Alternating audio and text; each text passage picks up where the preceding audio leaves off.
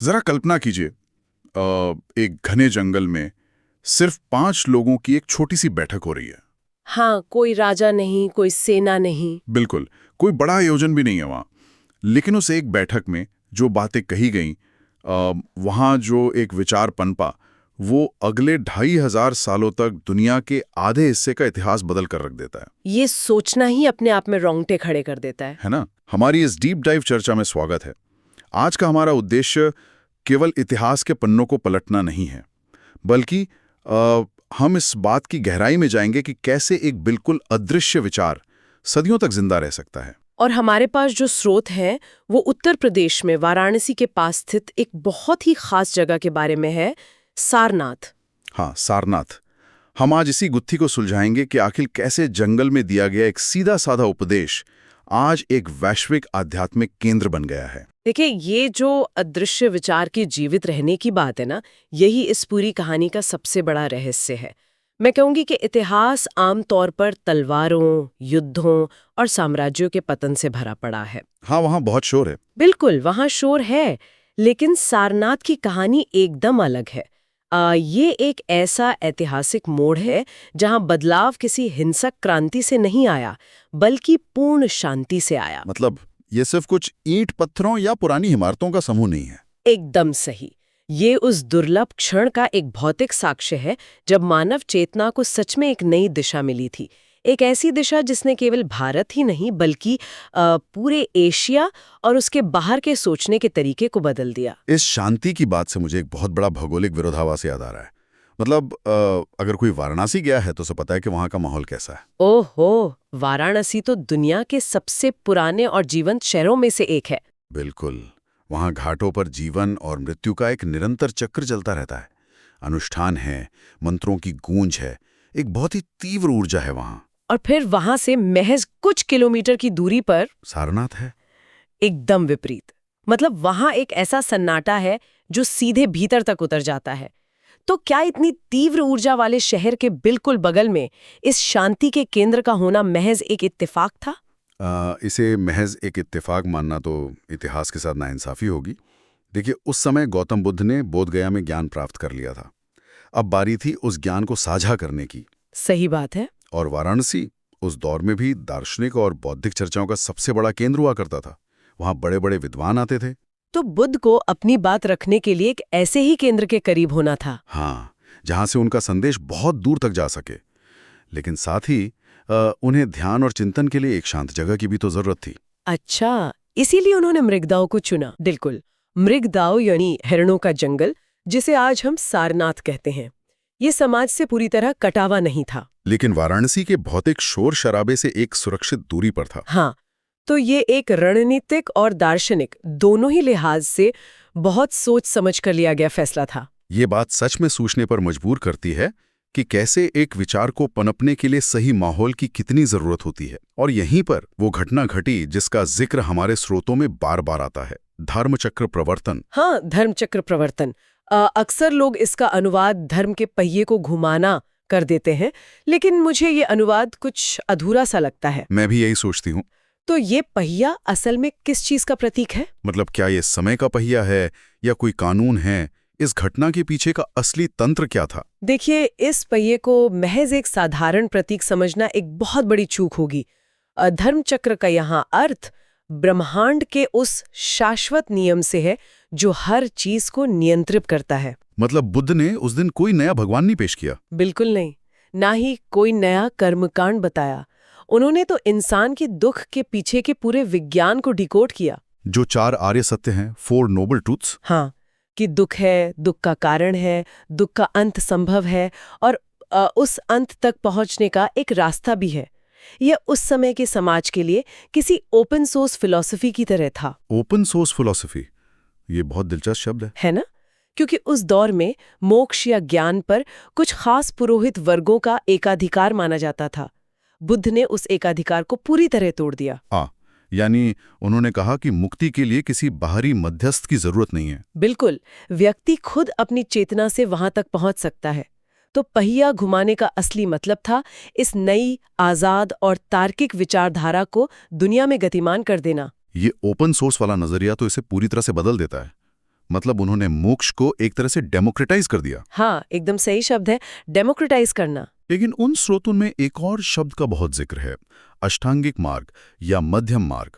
अब अगर हम मध्यम मार्ग की बात करें तो अक्सर इसे एक समझौता मान लिया जाता है, जैसे कि न ज्यादा खुशी न ज्यादा गम। हाँ, लेकिन मुझे लगता है कि ये इससे कहीं ज्यादा गहरा है।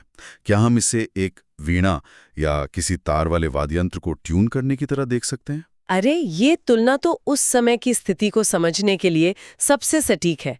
बुद्ध ने खुद सालों तक घोर तपस्या की थी, अपने शरीर को भूखा रखा था। और उससे पहले वे राजकुमार थे तो अत्यधिक विलासिता का जीवन जिया था। बिल्कुल, और दोनों ही रास्तों ने उन्हें ज्ञान तक नहीं पहुंचाया। तो वाद्य यंत्र के तार की तरह ही, अगर तार बहुत ज्यादा कसा हुआ है, यानी घोर तपस्या, हाँ, तो वो टूट जाएगा। और अगर वो बहुत ढीला है, यानी विलासिता, तो उसमें से कोई संगीत नहीं निकलेगा। संगीत तभी पैदा होता है जब तार का तनाव बिल्कुल सही हो। एकदम सही। मध्यम मार्ग इंसान की चेतना को उसी सही तनाव पर सेट करने की प्रक्रिया थी। और बुद्ध ने सारनाथ में उन 5 शिष्यों को जो सिखाया, वो यही ट्यूनिंग थी। मानव इतिहास में यह शायद पहली बार था जब किसी ने इन दोनों अतियों को नकार कर संतुलन को ही परम सत्य बताया था। हाँ, ये एक बहुत बड़ी वैचारिक क्रांति थी। लेकिन यहाँ मुझे एक बहुत बड़ा विरोधाभास भी दिखता है। हमारे स्रोतों में सारनाथ की भव्य वास्तुकला का बहुत विस्तृत वर्णन है। हाँ, बिल्कुल है। एक तरफ तो बुद्ध कह रहे हैं कि सब कुछ नश्वर है, भौतिक चीजों से मोह मत रखो, और दूसरी तरफ आज जब हम सारनाथ को देखते हैं तो वहां विशाल ईंटों और पत्थरों की इमारतें खड़ी हैं। धमेक स्तूप, चौखंडी स्तूप, अशोक स्तंभ। हाँ, तो जो दर्शन भौतिक दुनिया से डिटैचमेंट या वैराग्य की बात करता है, उसने इतने बड़े और स्थायी भौतिक ढांचे क्यों खड़े कर दिए? क्या ये उस मूल विचार के ही खिलाफ नहीं है? ये एक बहुत ही जायज सवाल है, लेकिन इसे समझने के लिए हमें इतिहास के थोड़े बड़े टाइमलाइन को देखना होगा। ये भव्य इमारतें बुद्ध ने या उनके तुरंत बाद के शिष्यों ने नहीं बनवाई थीं। अच्छा, तो ये बाद में बनी? हाँ, देखिए, जब कोई विचार सदियों तक यात्रा करता है तो उसे समाज में एक स्थायी पहचान की जरूरत होती है। वास्तुकला उसी विचार को पीढ़ियों के लिए एक भौतिक एंकर देने का काम करती है, यानी एक फिजिकल एंकर। बिल्कुल। अब उदाहरण के लिए धमेक स्तूप को ही लें।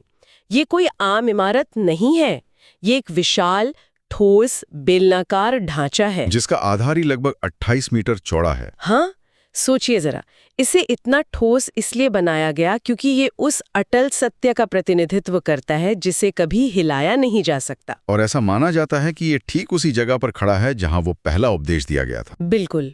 और इसकी दीवारों जो ज्यामितीय पैटर्न और स्वस्तिक के चिन्ह उकेरे गए हैं ना, वो सिर्फ सजावट नहीं है।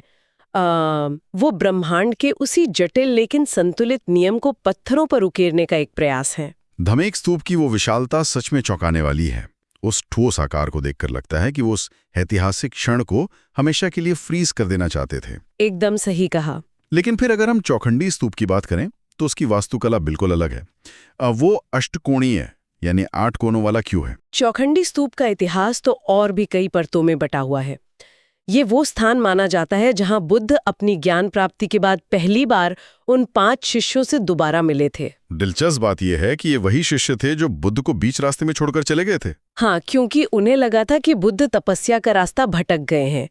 तो चौखंडी स्तूप उसी पुनर्मिलन और विचारों के बदलाव का एक प्रतीक है। लेकिन उसका आकार ऐसा क्यों है? पर जो अष्टकोणीय मीनार आज हमें दिखती है, वो तो बहुत बाद में बनवाई गई थी, मुगलों के दौर में। हाँ, सम्राट हुमायूं की याद में।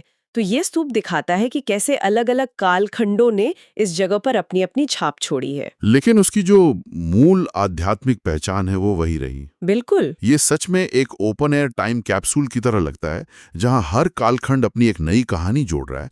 और इसी टाइम कैप्सूल का सबसे अहम हिस्सा है सम्राट अशोक का वहां आना। ओहो, वो तो एक टर्निंग पॉइंट था। कलिंग युद्ध के बाद अशोक ने बौद्ध धर्म अपनाया, ये तो हम सब जानते हैं। लेकिन उन्होंने सारनाथ में इतना विशाल स्तंभ ही क्यों बनवाया?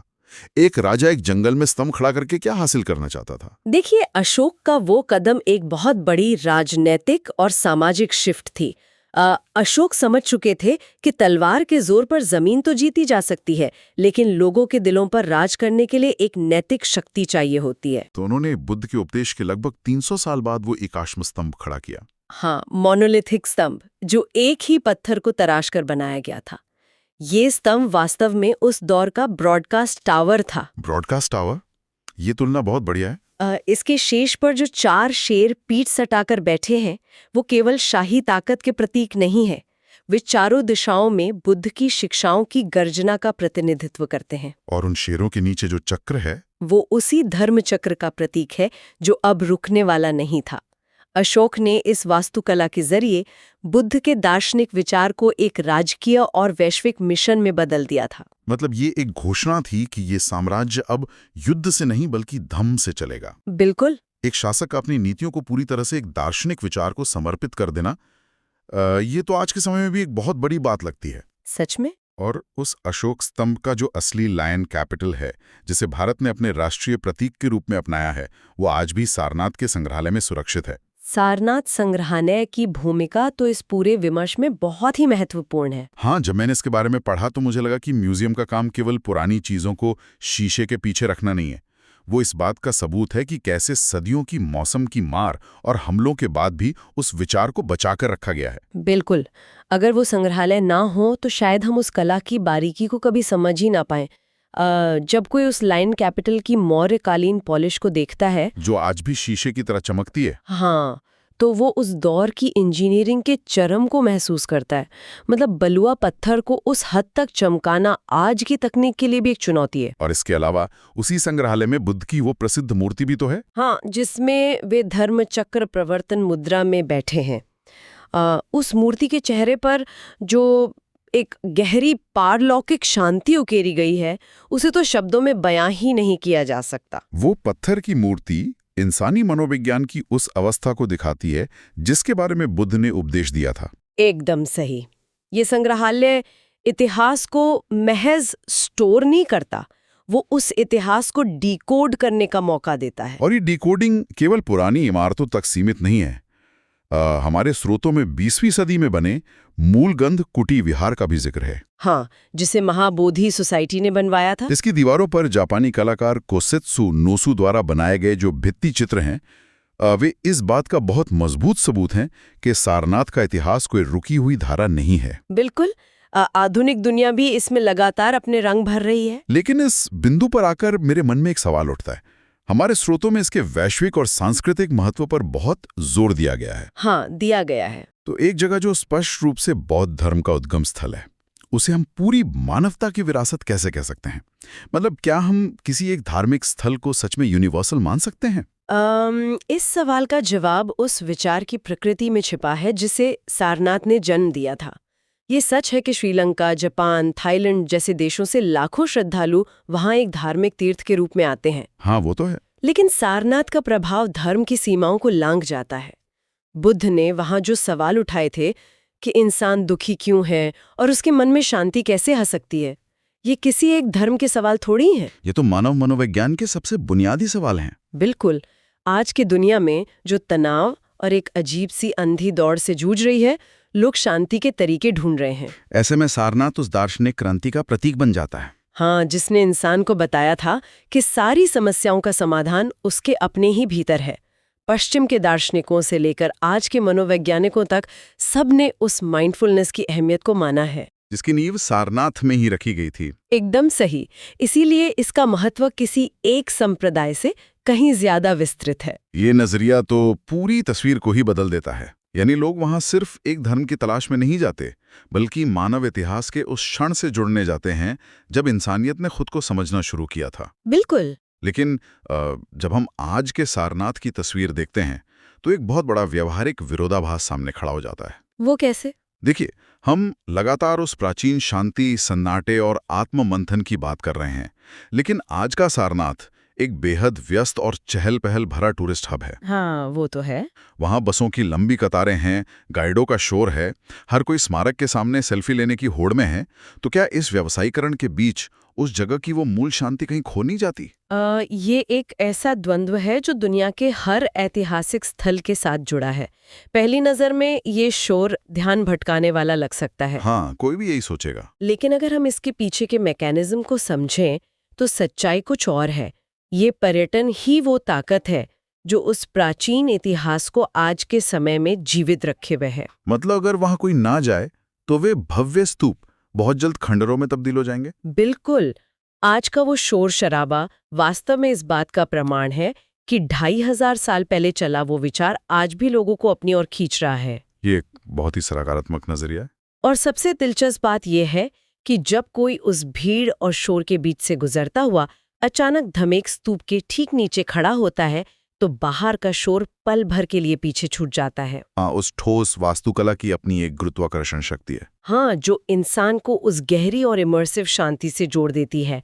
पर्यटन उस विचार को मार नहीं रहा बल्कि वो उसे एक आधुनिक रूप में आगे बढ़ा रहा है। ये बहुत ही सशक्त दृष्टिकोण है कि सेल्फी लेने वाला वो पर्यटक अनजाने में ही सही लेकिन उसी पुरानी तीर्थयात्रा का एक आधुनिक हिस्सा है। बिल्कुल।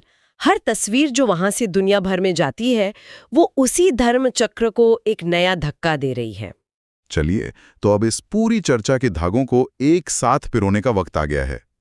हमने शुरुआत की थी उस एक विचार से जो वाराणसी की गहमा गहमी से दूर एक शांत जंगल में पैदा हुआ था। हाँ, और हमने समझा कि कैसे वो उपदेश सिर्फ एक धार्मिक आदेश नहीं था बल्कि इंसान को अपनी मुक्ति का मार्गदर्शक बनाने की एक ओपन सोर्स फिलॉसफी थी। और हमने ये भी देखा कि कैसे वो अमूर्त विचार सदियों के सफर में ठोस वास्तुकला में बदल गया।